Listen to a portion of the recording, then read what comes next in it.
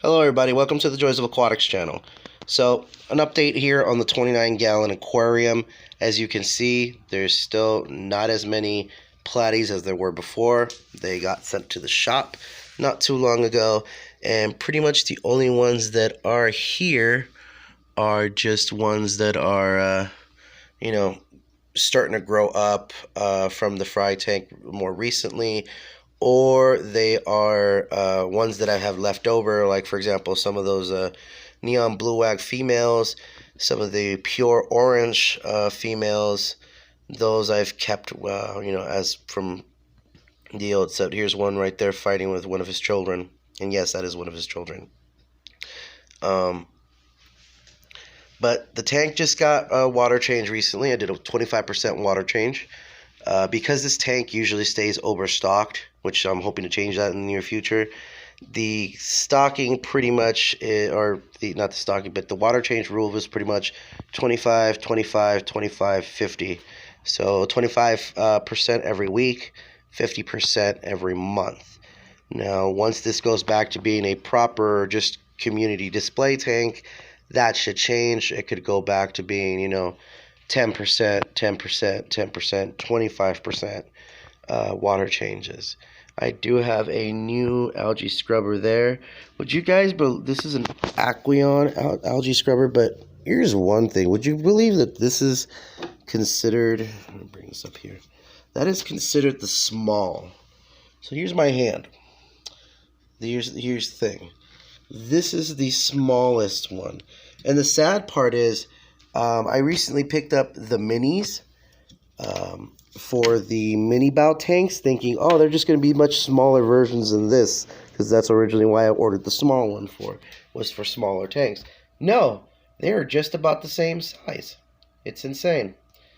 But you guys can see, my fish are pooping a lot, which is good, because this last weekend yesterday, Friday, I gave them peas. I gave them cut up peas, because I do notice some of them will get a little too bloated there, so I got concerned. And now they are just pooping all over the place, so I'm glad to see that. And since the tank's water was changed a little bit, shouldn't worry there about needing to change the water again anytime soon. I did gravel vac a little bit of the gravel. The only reason I really do that sometimes, aside from that 1 point a month, is if there's just way too much dead stuff or food hanging around, detritus, things like that, then I'll just scoop it up. And as far as water parameters goes, water parameters should be pretty decent right now. I have not tested. I usually wait a day after I've done my water change the day after I do the water change to do the testing. To see how good the water is, but I shouldn't see any problems. I have decided to use some new products on this tank.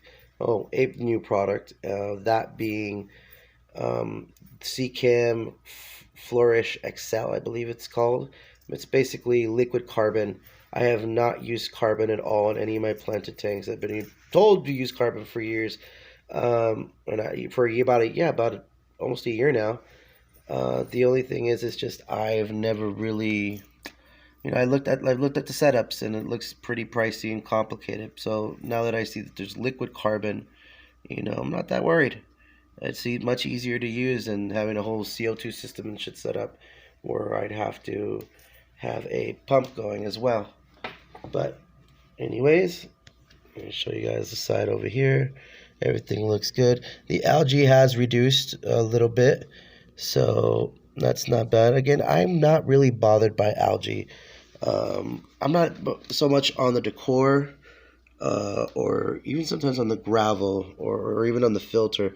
Where algae really bothers me is just the glass. So that stuff right there doesn't bother me. But I do need to pick up an algae eater for this tank, because this tank does get a lot of algae. So again, water parameters should be pretty good. Tank is much cleaner than it was earlier. Everybody's happy. Everybody's pooping. So the 29-gallon community tank is doing its job. Anyways, guys, thanks for watching. If you guys liked the video, hit the like button, subscribe. If you guys have any questions or any comments, leave them in the comments section below.